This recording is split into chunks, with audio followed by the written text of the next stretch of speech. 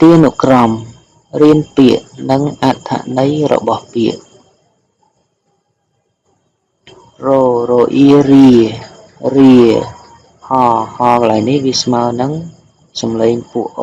ស្មើនឹងហូស្មើនឹងដាក់សក់កហូអ៊ូហ៊ូរាហ៊ូអញ្ចឹងកន្លែងនេះមិនមែនហអូហូរាហូមិនមែនរាហូទេគឺរាហ៊ូវាស្មើនឹងដាក់សក់កមួយទៀតប៉ុន្តែយើងសរសេរគឺអត់មានសក់កទេអញ្ចឹងពាក្យនេះអានថារាហ៊ូថ្នាក់ពាក្យជានាមតើរាហ៊ូ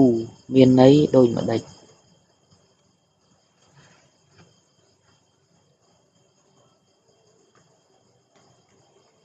រាហ៊ូចុចនេះគឺរាចុចរាហដាក់សក់កហូអ៊ូហ៊ូរាហ៊ូថ្នាក់ពាក្យជានាមក្នុងវងកញ្ចក់មកពមើលពាក្យរាហ៊ូមើលពាក្យរាហ៊ូមានន័យថាត្រីឆ្ដោដែលធំអស់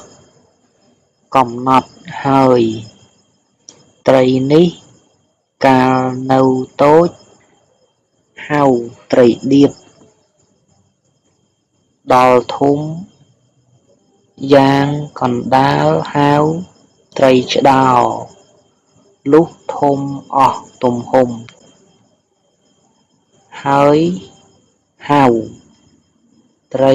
រាហ៊ូត្រីឆ្ដោដែលធំអស់